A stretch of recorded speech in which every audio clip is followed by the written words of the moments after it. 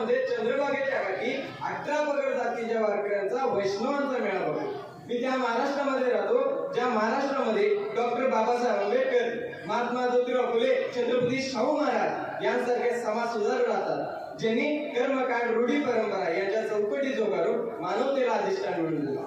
मी त्या महाराष्ट्रामध्ये राहतो ज्या महाराष्ट्रामध्ये छत्रपती शिवाजी महाराजांनी 18 पगड जातीच्या लोकांना एकत्रित करून रयतेचं राज्य स्वराज्य निर्माण केलं।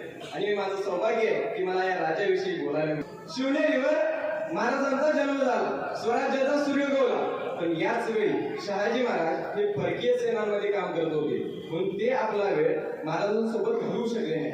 पण जिजाऊंनी आपला जास्तीत जास्त वेळ महाराजांसोबत घालवला।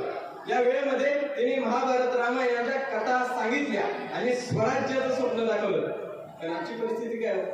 आजची आई आपल्या मुलासोबत वेळ घालवायचा असेल तर काय करते?